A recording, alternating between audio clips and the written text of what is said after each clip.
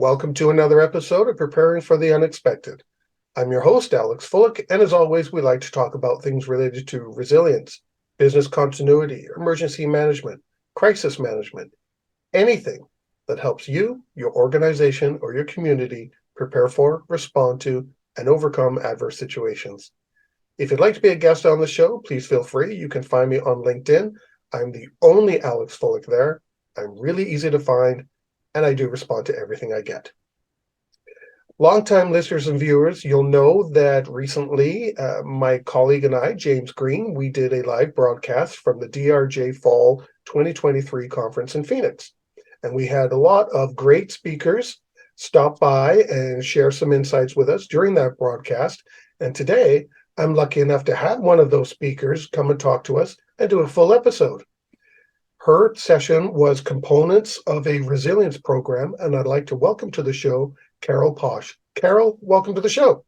Thank you so much. I'm excited.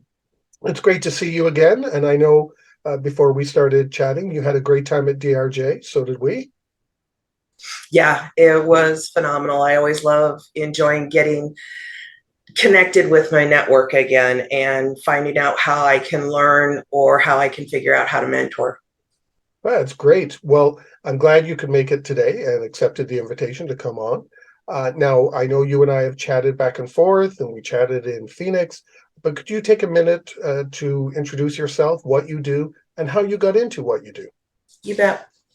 My career is 40 years old now. The Young. career. 40 years young. 40 years young, my career. And it started out with COBOL programming, and I was the weird geek that loved to talk to people and figure out what was really broken. How could I make their lives better and easier? Because that's what computers were supposed to do. Mm-hmm. So I got pushed out into getting the business analysis and getting what the problem is and converting it into geek speak. That landed me a project management team lead and a little project called Y2K. I was handed that on February of 1999, and my end date was not going to change. So we really got going on it. Part of that was business continuity and disaster recovery, and explaining to them that even if there's something wrong with the computers, we restored another site, it's still going to be broken.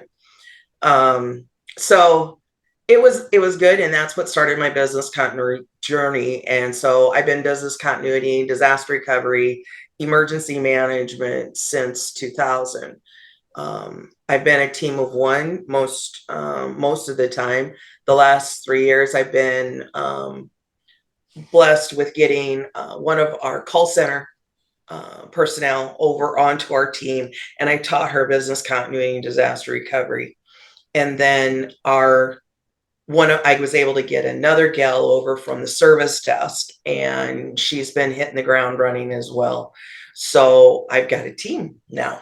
So that's been kind of fun. But well, great. I'm glad that you came back and talked to us today. I'm really interested to hear, after 40 years young, of a career, your viewpoints on some of these components that you talked about at DRJ. So let's start going down our list, because we have 14 things to cover. I don't know if we'll get to all 14, but let's start with the first one on the list and one of the most obvious: executive sponsor. It's your foundation. Don't try and manage from the ground up. It just doesn't work. You have to get an executive that understands the value of a program. They will also be your guide into the chief officer level, your executive level. If you don't have that sponsorship, you're just going to be beating your head up against the wall. You'll need a policy, but the executive sponsorship really sets the whole program, because you understand what the goals are. What is he or she after? What kind of concerns that they hear from the executives or the board? Where's our pain points, our choke points? You've got to interview them and say, what's going on? Don't assume anything. Talk to people. Well, see, we're off script already. One question, and we're already going off script. You mentioned during your introduction you've been a team of one. So how do you go about getting executive sponsorship if you're the only one who really understands business continuity or resilience and what needs to be done? How do you go about? Do you send emails? Do you knock on doors? What do you do? Well, first off, I go to the person that opened up the position. You know, who got the approval to get this position? Look at the job description. How far up does it go that we got this description or this position? And then where that stops or where you go, you interview them and say, why do you need this position? Let's put together some goals. Let's figure out what our first point is going to be. What other kind of, can we get a steering committee together? You know, it's interviewing that person and going up as far in the organization as you could possibly get. That's some good advice, because I know there are so many who still struggle with trying to find a sponsor, and the message that comes across all the time is find a sponsor, find a sponsor.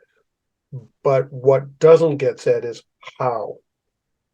And you just provided a lot of interesting, especially the person that posted the job. Yep. Who's paying your, who's signing the paycheck? Who's keeping you employed? Yeah. And then approaching them. Why do you need me? Why do you need this? What are you seeing? Right.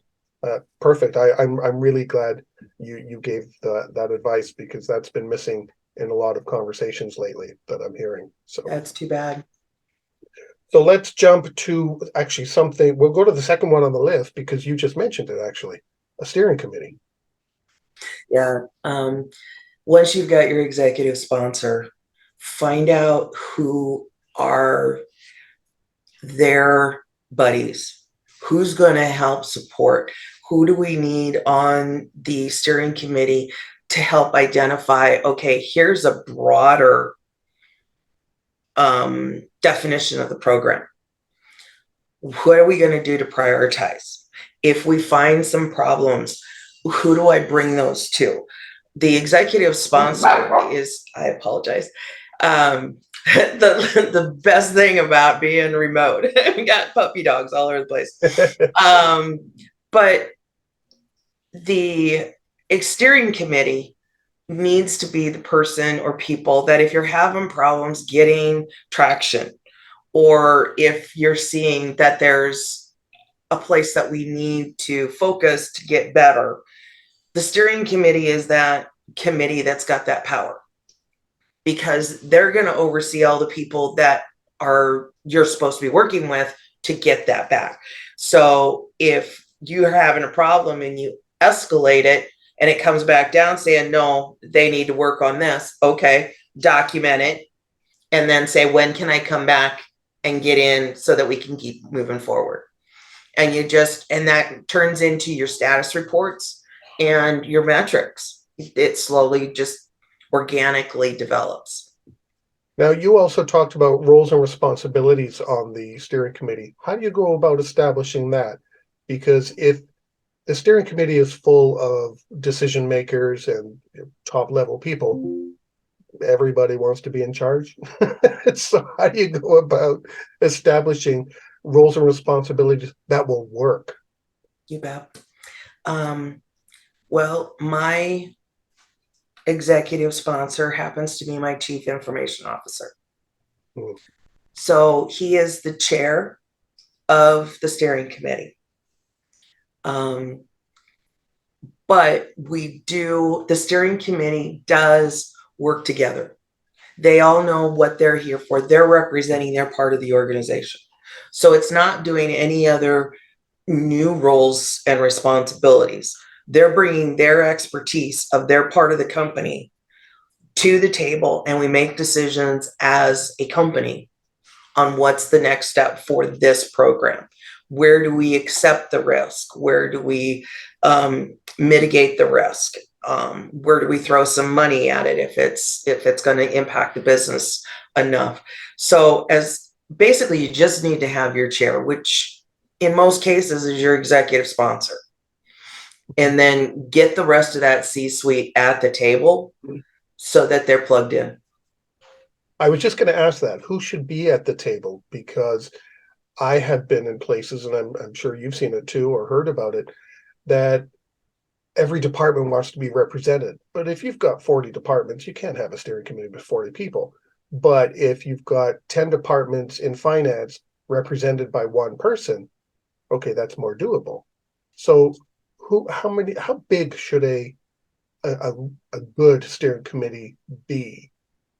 Well, and what you're explaining, I feel are subcomponents of the program. Your C-suite, however big it is, I still have pull into legal. They're CC'd on stuff. You include everybody, and if you use your C-suite, no matter how broad, that's where you need to go. And if they don't know why they're there, do one-on-ones with them, explain to them so that they don't look stupid in front of their colleagues. And say, this is what I need from you. You need to represent your entire tree of the organization. Because if you don't, you're not going to get the benefit of this program. Right. And it's always what's in it for me. Yeah. You've got to find out what's that key spot that you can help them with your program. Now, when you said, and you go down a little bit further, if you've got a large company that you have several departments within finance, you gave an example, I would maybe do that just as a side, but again, as high as you can to explain what's going on. And then you start doing some training and you pick out planners to start working on things. And especially on the IT side, you've got to, that's a tricky road. On the IT side, you've got to get the buy-in as well and training. Oh yeah. Yeah. It's always fun on the IT side when you start talking about resilience and all this and that. Oh, we got backups. It's like, no, more than that. It's more than that. Yeah, and they said, oh, we got HA, we're okay. And I was like, okay. And your plans look like they're just smoking whole scenarios. Like, what happens if I go in and unplug a random wire? For some reason, I lost access to the data center. But that's the kind of stuff.